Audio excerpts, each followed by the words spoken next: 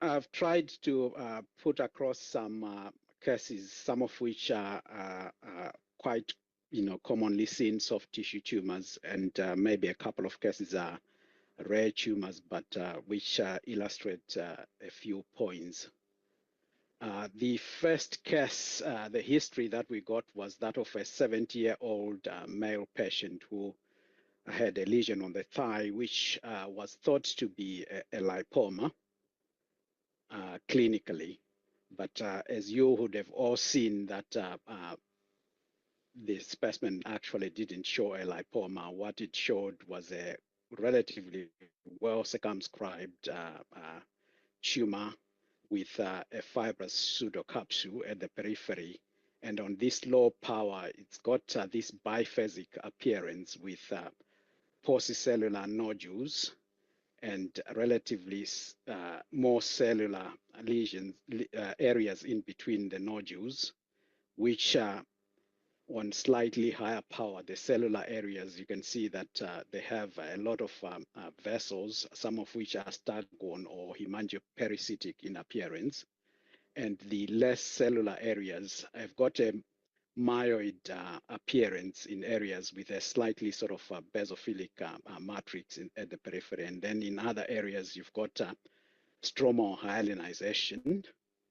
And if you go onto the cellular areas, the cells are spindled and have got hyperchromatic nuclei. So these are like immature mesenchymal cells, which are arranged in vague fascicles around these numerous vessels. And the areas with the myoid cells, the cells are, have got slight resemblance to smooth muscle cells, and they have blunt-looking elongated nuclei. Not much mitotic activity is seen. So would be interested to know what people thought of this particular case, if people could put their preferred diagnosis in the chat or the question and answer.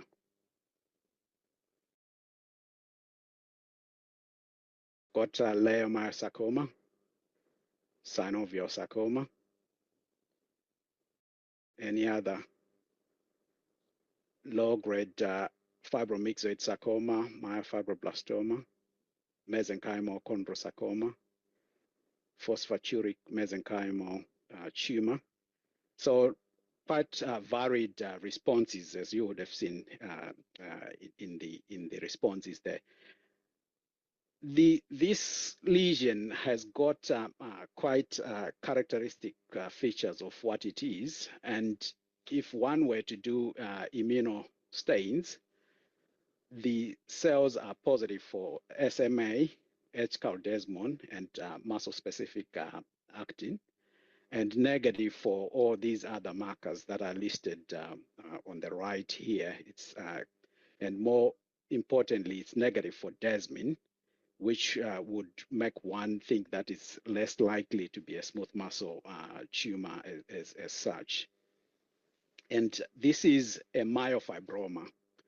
So myofibromas are benign tumors which can occur as solitary lesions or multiple lesions, or so-called myofibromatosis, particularly seen in young children, in infants. And the vast majority of cases are seen in of solitary lesions are seen in children, but they can also occur in adults, as seen in this particular case here. And typically they present as nodular lesions in the skin and subcutis of the extremities, head and neck and trunk. And in infants with myofibromatosis, they may also occur in visceral locations. A subset of these cases can be familial, and the underlying genetic abnormality is mutations of the FDG FRB gene.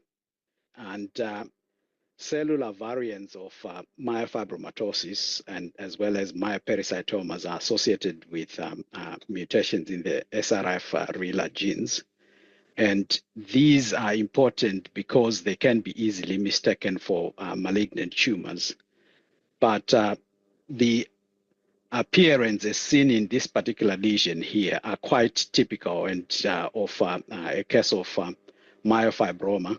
In some cases, you have lesions that can have overlapping features with myopericytoma, which is why the two lesions are thought to form a spectrum. You have lesions with this particular appearance, which are more typical of a myofibroma, and then you may have other lesions where you have, the features which are more akin to what you see in myopericytomas with lots of vessels and then the proliferation of cells around those particular vessels. Not to be mistaken for a malignant tumor.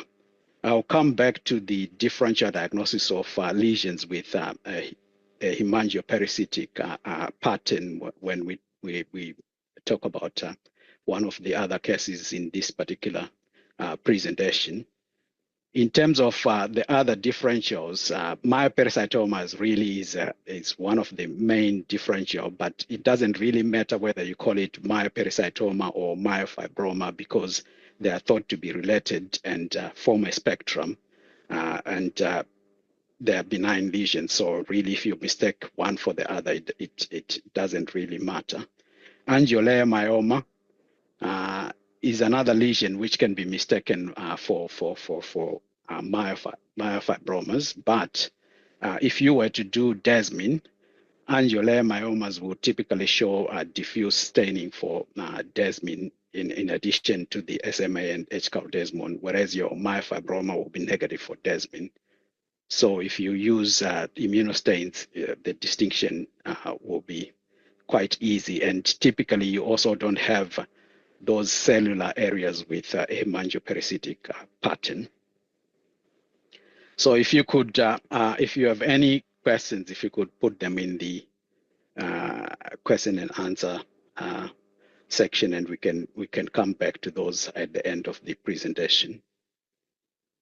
I'll move on to case number 2, which was a 53-year-old male with a skin lesion on the scalp. And, the history that we got, they said query etiology. And what you had was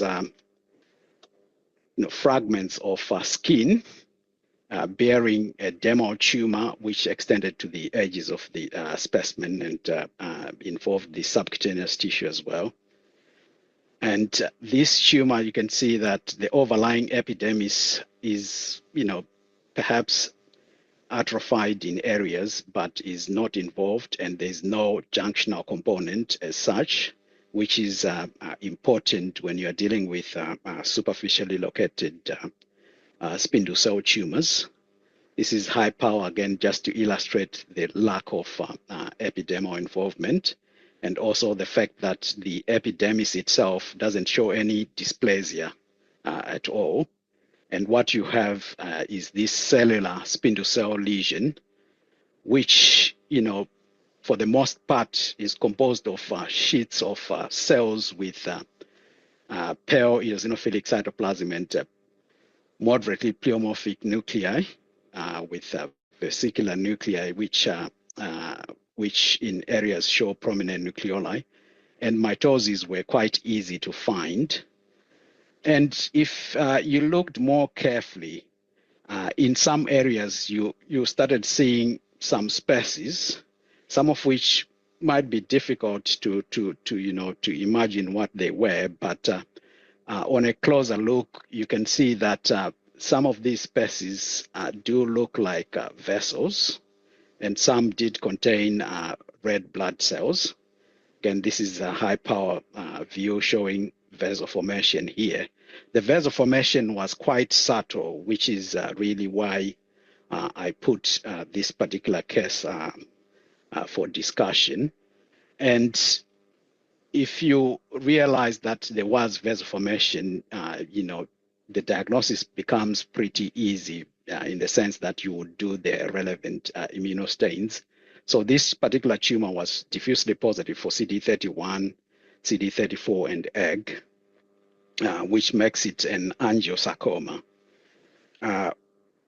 What people don't realize is that angiosarcomas can sometimes show very little or very inconspicuous vessel formation. And in such cases, it can be quite difficult to make a diagnosis if you really don't think of an angiosarcoma. So in sun-exposed areas, when you see a solid spindle cell lesion, you should always think of angiosarcoma in your differential diagnosis. This particular case, actually, when it was initially sent to us, it came with a diagnosis of query sarcomatoid carcinoma because there was focal cytokeratin positivity, and the endothelial markers hadn't been done.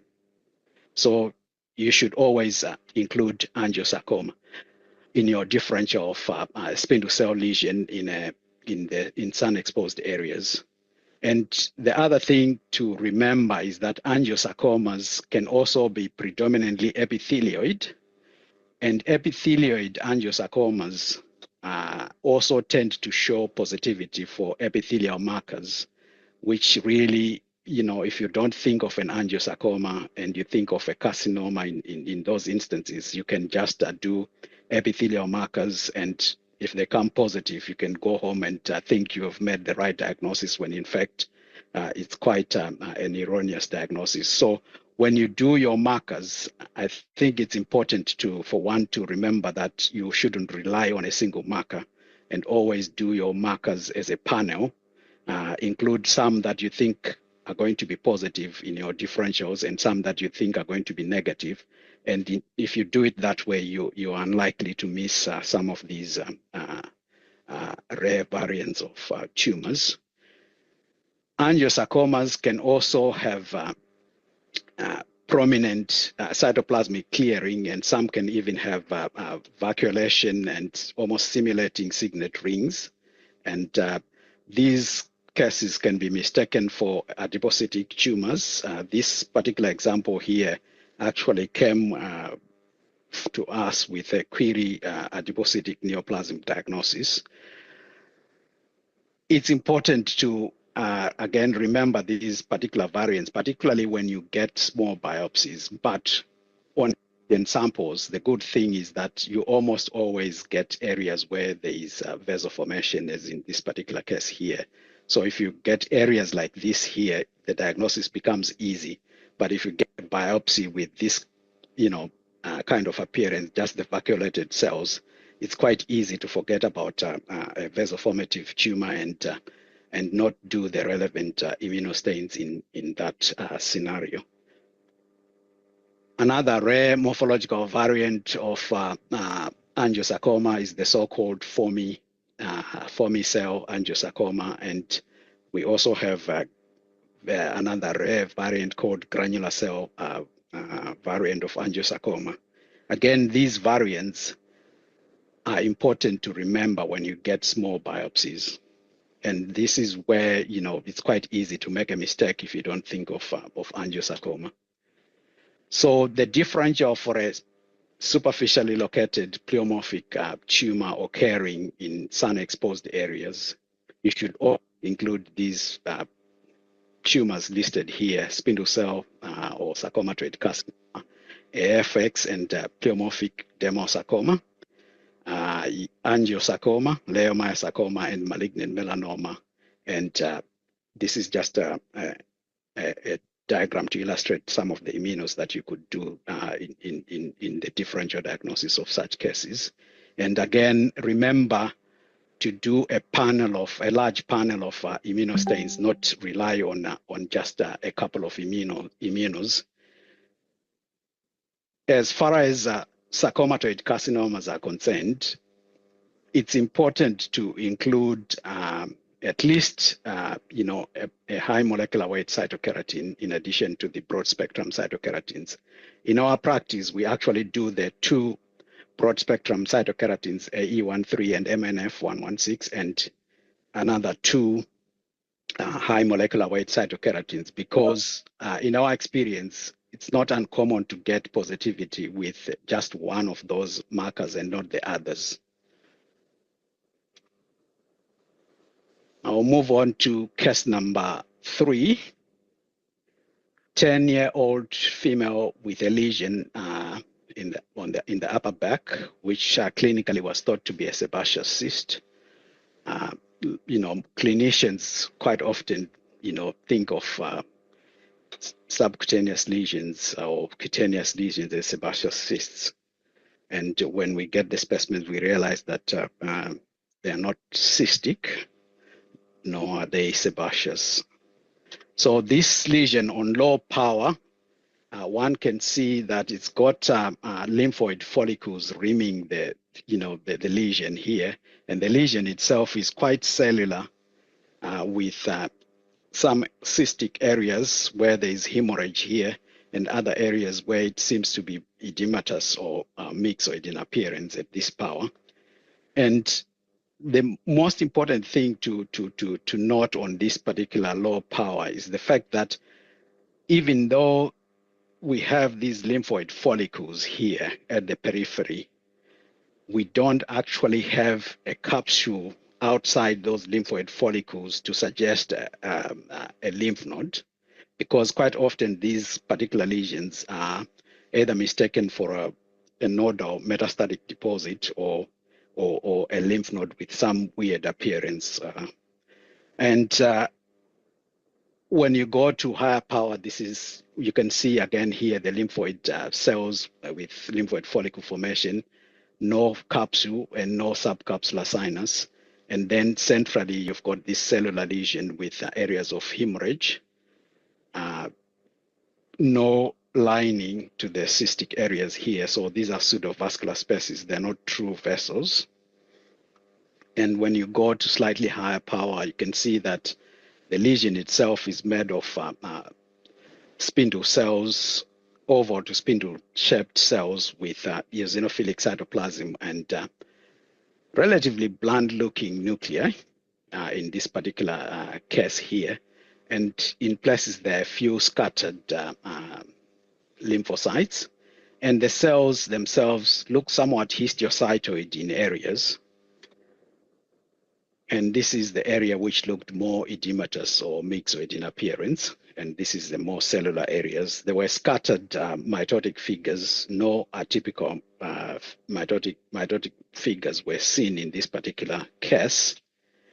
And I also included desmin, which really would be very helpful in this particular instance. When you see such a lesion and it's positive for desmin, usually the desmin positivity is quite widespread, but in some cases you may just get focal to patchy staining of this lesional cells by desmin. And this case is an angiomatoid fibrous histiocytoma. It's an important diagnosis for the reason that I've alluded to earlier on, that a lot of these lesions are mistaken for either a lymph node with metastatic disease or some other nodal tumor. Immuno-wise, in addition to the desmin, they can be positive for CD99, EMA, and CD68, but all these are really non-specific. Of importance is, these negative markers, because they tend to rule out some of the important differentials that you could think of in such a case. I will come back to some of the differentials in a minute. So angiomatoid fibrous histiocytoma is a rare tumor, but because quite often these cases are misdiagnosed. That's why I really put it in this case presentation. So it's an important diagnosis, because quite a lot of these diagnoses do present to general histopathologists, because the lesions are just thought to be either lymph nodes or some benign tumors.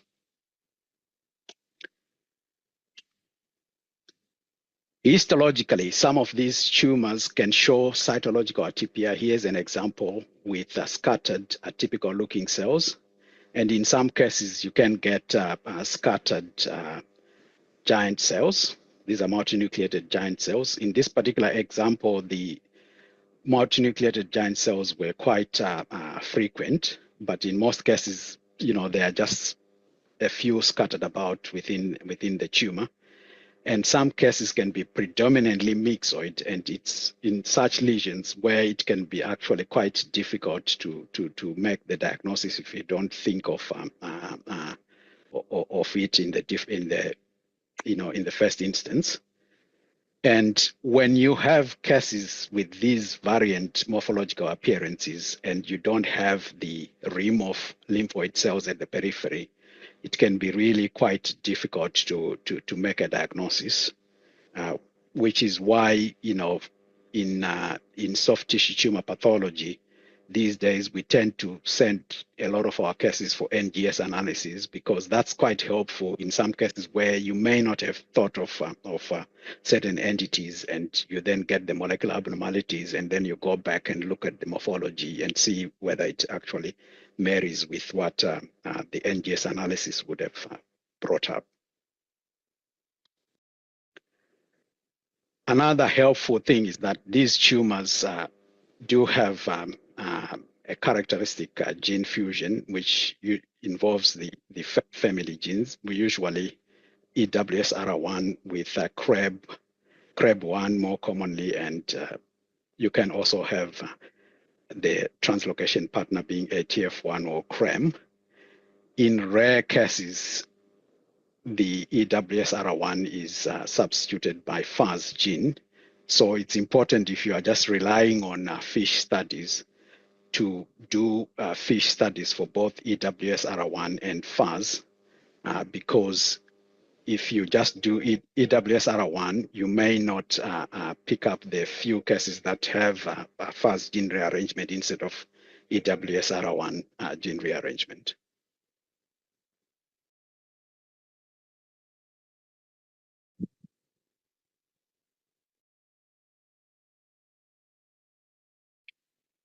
So the differentials, coming back to the differential diagnosis, mainly because of the appearance of the presence of lymphoid tissue at the periphery, these lesions can be mistaken for nodal metastasis. In some cases, they may be mistaken for tumors occurring within a lymph node, like follicular dendritic cell sarcomas. Hence, the importance of doing, markers like CD21, CD23, and CD35, which are follicular dendritic cell markers. Also can be mistaken for nodular Kaposi sarcoma, especially if you have a lot of hemorrhage and hemosiderin pigment deposition. It's quite easy for one to think of nodular Kaposi sarcoma in those instances, and can also be mistaken for these other tumors here. But the other important differential are actually benign lesions, and this is where it can be tricky. If you don't look at the lesion carefully and you think, particularly the ones with lots of hemorrhage and lots of secondary changes, you may just think of it as a benign tumor and dismiss it. And these are, diagnoses which are only picked up when the tumor recurs, and then when people look back, at what was initially called an organizing hematoma, they realized that it was actually angiomatoid fibrous histiocytoma. And we have a few examples of such cases that were, initially thought to be benign, and only got to be picked up at the time of recurrence. Moving on to case number 5, 30-year-old male, gluteal mass extending into pelvis. So on low power, what you had was a cellular tumor with adjacent adipose tissue. The adipose tissue is lobulated here, and it shows minimal variation in size with some degree of fat necrosis, but there were no atypical stromal cells to suggest a well-differentiated liposarcoma. Coming to the tumor itself, you can see that it's got a biphasic appearance. You've got this cellular spindle cell component, and then you've got another component where you have gland formation, which is more apparent on this higher power here, where you can see that there are glands lined by sort of cuboidal, low cuboidal cells. And then you have these spindle cells which are forming intersecting fascicles. And the spindle cells themselves, they have eosinophilic cytoplasm and quite uniform elongated hyperchromatic nuclei. So what did people think of this one? I would be interested in the differential diagnosis in this particular case. If you can put that in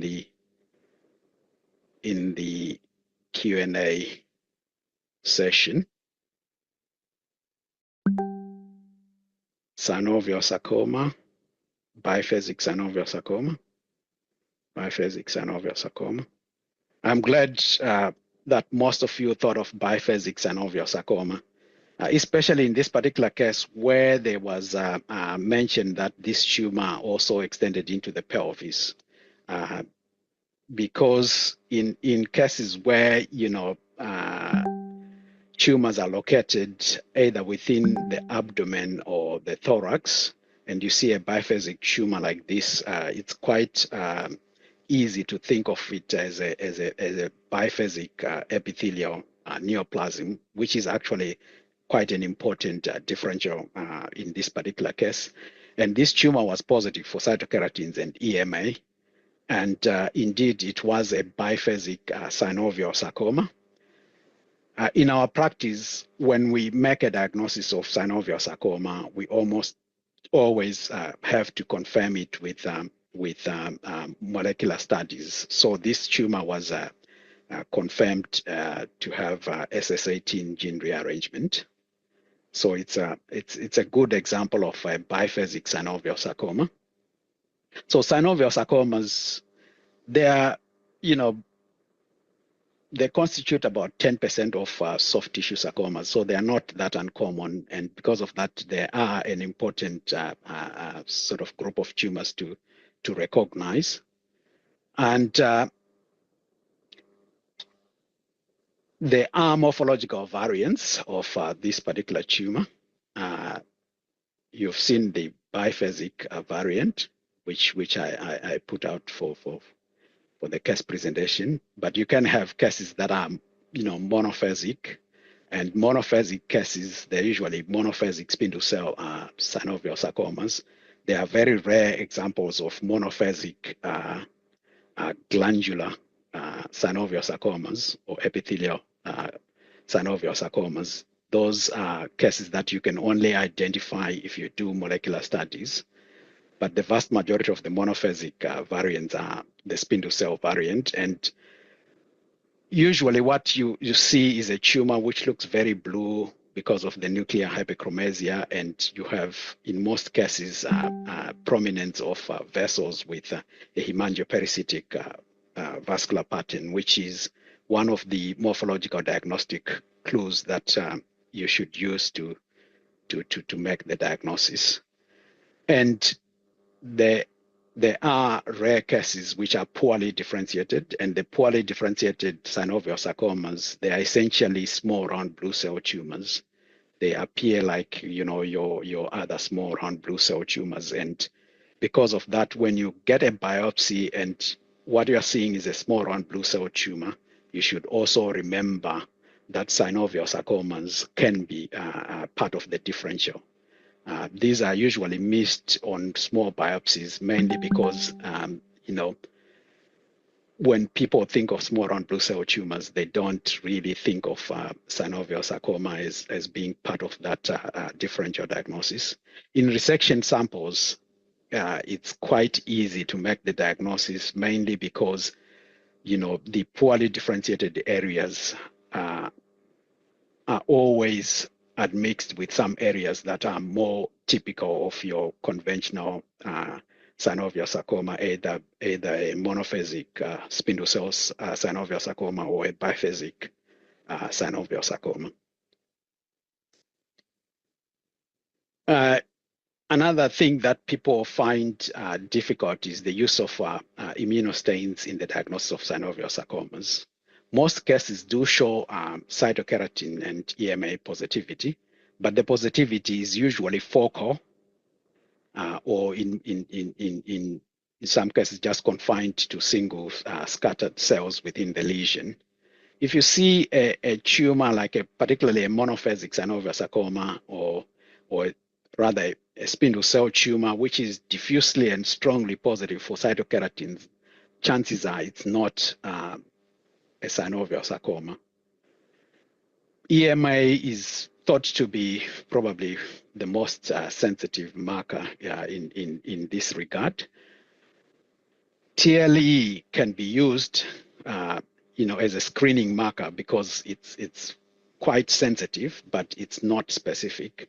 TLE will stain quite a lot of tumors that will fall in the differential diagnosis of synovial sarcomas. We do it, in the people who do it, they do it as a screening marker in the sense that if you are thinking of a synovial sarcoma and TLE1 is negative, then chances are it's not a synovial sarcoma, but you can't rely on it to make the diagnosis. The other important thing to remember is that you can get focal positivity for S100, and such cases are quite often mistaken for either malignant peripheral nerve sheath tumor or melanoma. So it's important to remember that you can actually get S100 staining in up to about a third of cases of synovial sarcomas. But the staining is usually focal. CD34 is important again, in the differential diagnosis, in the sense that if you get a tumor where you are thinking of synovial sarcoma and it's diffusely positive for CD34, then chances are it's not a synovial sarcoma because synovial sarcomas are characteristically CD34 negative. In almost 20 years of doing soft tissue tumor pathology, I've only seen one case of a molecularly confirmed synovial sarcoma, which was, widely positive for CD34. Like I said, in all cases, we do confirm the presence of these molecular abnormalities in synovial sarcoma. It's important again to remember that you can get tumors with rare, variant genetic abnormalities. So if you get cases that are, negative for your usual FISH probes, it doesn't necessarily exclude the diagnosis of a synovial sarcoma if you strongly suspect that it is a synovial sarcoma. Coming to the differential diagnosis, these do depend on the morphological variant that you are dealing with. In the case that I submitted for discussion today, which was a biphasic synovial sarcoma, the important differentials include sarcomatoid carcinoma, particularly in this case because it was said to be involving the pelvis. So it's important to actually think, could this be a sarcomatoid carcinoma? Adenocarcinomas can also be included in the differential, especially if you may have some desmoplastic stroma around some of the glands. And biphasic mesothelioma is an important differential diagnosis, particularly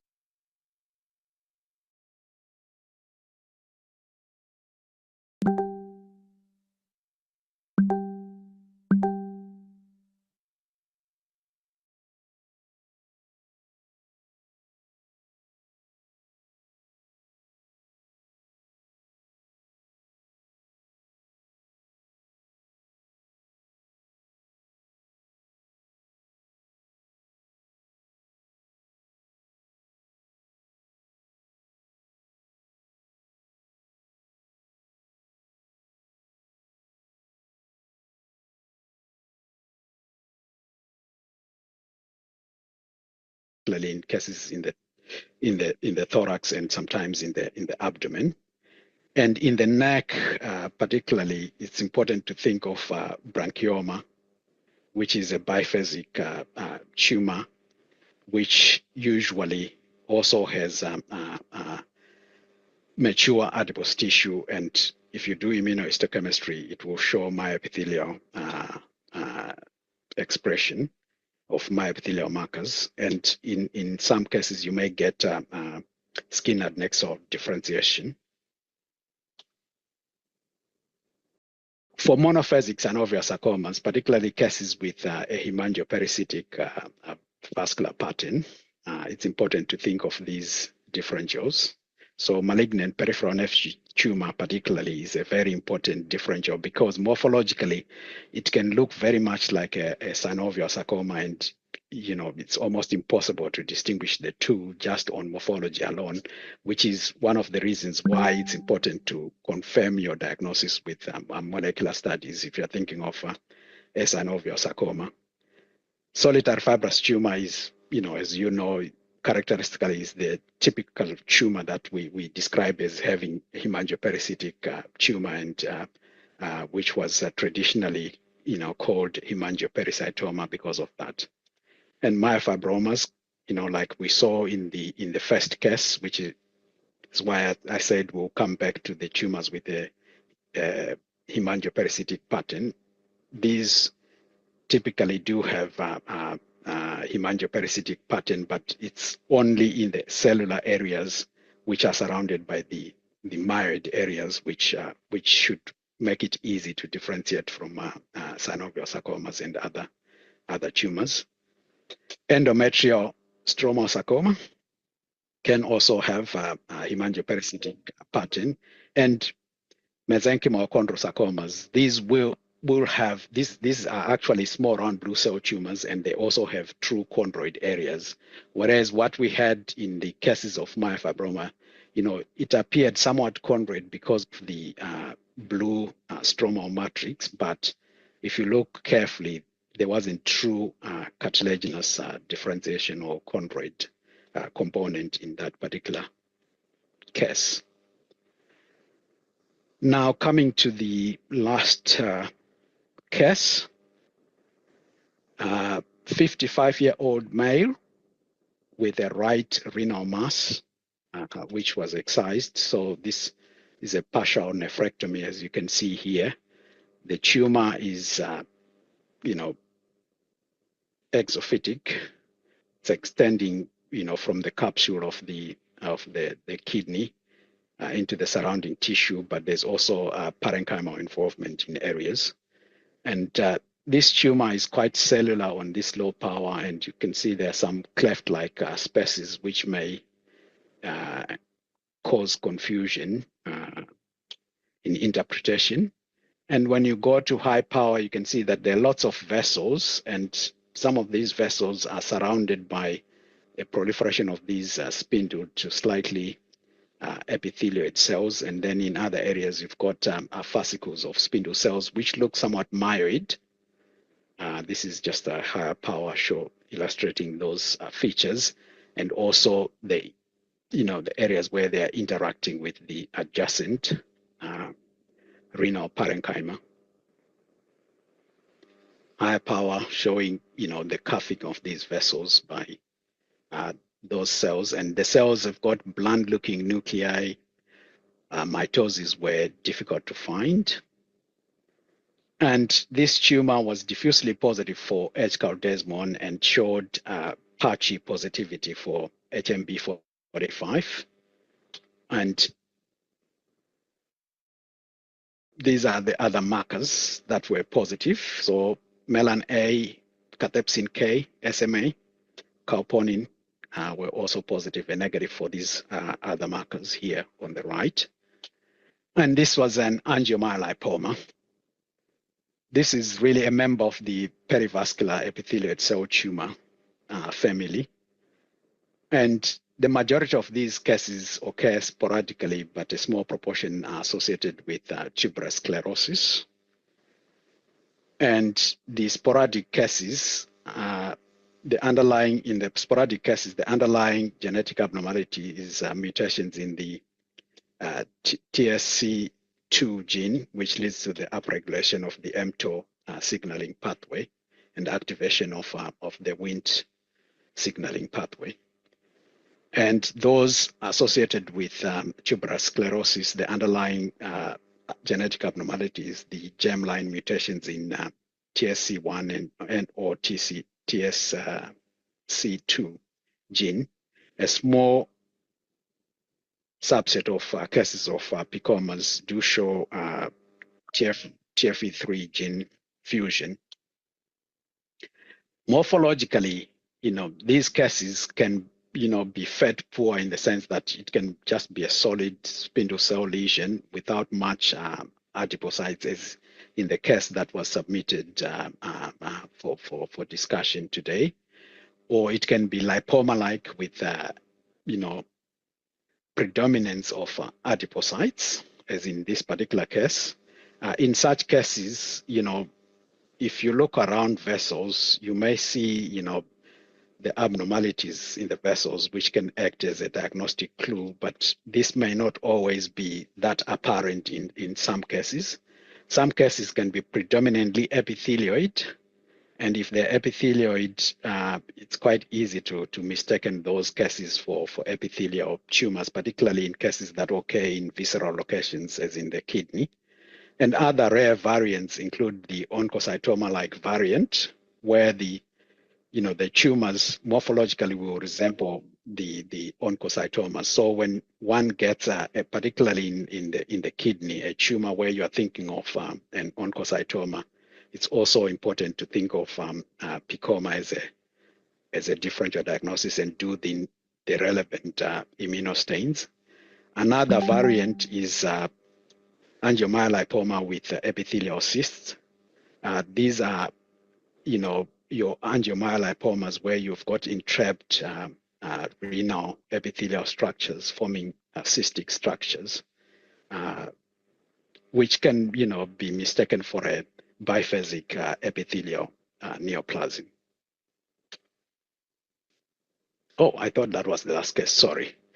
That was the second last case, and this is the last case. This last case really is a rare tumor, but it's got really characteristic features that if you see it once, you shouldn't really have any problems in diagnosing such a case. So it's 30-year-old male with a chest wall mass, which was excised. And what you have is a cellular tumor, which is rimmed by this metaplastic bone. And the rim of metaplastic bone is only partial. And focally, you've got right within the center of the tumor, you've got a bit of bone there, which doesn't look neoplastic. It looks metaplastic. This is just a slightly higher power to illustrate the metaplastic bone here. And this is the center of the lesion where you've got solid proliferation of cells. And in areas, you've got cyst formation with a slight reticular appearance. And on high power, the cells have indistinct cytoplasmic borders, pale eosinophilic cytoplasm, and round to oval nuclei, and really not much mitotic activity and no necrosis. Again, in areas, the cells are slightly more spindled. And this is that area with bone in the center of the lesion. High power to illustrate the appearance of the cells. So this is an ossified fibromyxoid tumor. Really, if you see it once, you shouldn't really have any problems in diagnosing this particular entity. And in terms of immunos, the immunos that can be helpful are your desmin and S100 protein positivity. And these can be useful, especially if you have cases where you don't have the bone formation, because you can have non-ossifying, ossifying fibromyxoid tumors. because not all cases do show the peripheral rim of metaplastic bone. Another important thing to remember is that you can get MARC4 positivity, and MARC4 is essential because we use this to in the diagnosis of low-grade fibromyxoid sarcomas and in sclerosing epithelioid fibrosarcoma. So it's important to remember that it can also be positive in this particular entity because sometimes the morphological features of the tumors can overlap. Another diagnostic clue is the fact that if you were to do INI1, you often get a mosaic pattern of loss of expression of SMARCB1. So it can be helpful in the diagnosis of this particular entity. And this is a translocation tumor. In the majority of cases, we've got a PHF1 gene rearrangement, which you can look for by molecular studies. And you can also have those variant translocations that are listed here. The differentials, the important ones really are your extraskeletal myxoid chondrosarcoma, which can, particularly on small biopsy, look very similar, but your EMCs won't show desmin positivity. And if you're still in doubt, you can do the molecular studies, which will confirm the presence of EWS NRF4A3 fusion if it's an extraskeletal myxoid chondrosarcoma. Myoepithelial tumors, these will show co-expression of cytokeratins and SOX10. And usually, the differential diagnosis is not that difficult if you really look carefully at the morphological appearances. And these tumors won't show desmin positivity. And I've already alluded to the low-grade fibromyxoid sarcomas and the fact that, MARC4 can be positive in